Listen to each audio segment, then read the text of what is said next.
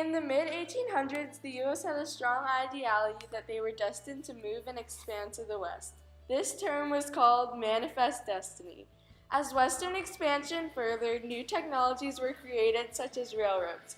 In order to build these railroads, a pool of workers were needed. Immigrants came from different parts of the world to the U.S. in order to build and work on the Transcontinental Railroad. Despite the job opportunities and salary earned, westward expansion had an immensely adverse impact on Chinese railroad workers due to the dangerous conditions combined with prejudice against them.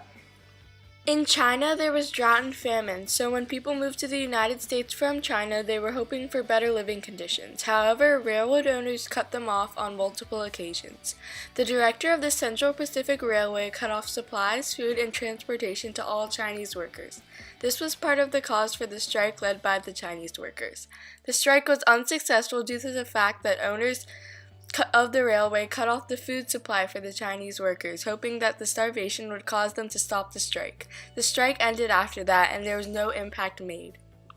Additionally, the Chinese had seen a pay increase from $31 to $35 per month, but by the spring of 1807, it fell short of the $40 monthly salaries.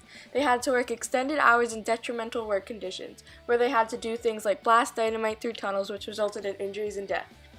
The work they did was grueling and completely unequal to the pay which they received. Every day, workers would face deadly circumstances including explosions, avalanches, frostbite, illness, construction accidents, and more. Within the winter of 1865 to 1866, 1,200 workers were killed due to their hazardous job. Likewise, the dangerous conditions was partially due to the prejudice that was against them. In 1882, the Chinese Exclusion Act was passed by Congress. This law set a 10-year prohibit on Chinese immigrants working in the U.S. This was the first federal law to put a limit on a specific racial group.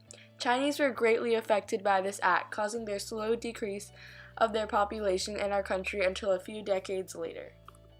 Although Chinese workers and other immigrants believed that the U.S. would be an improvement to their lives, unfortunately, they were disproved greatly. The overpowering discrimination, violence, racism, and work that they had to deal with put a major negative effect on all of their lives, all due to the expansion to the West.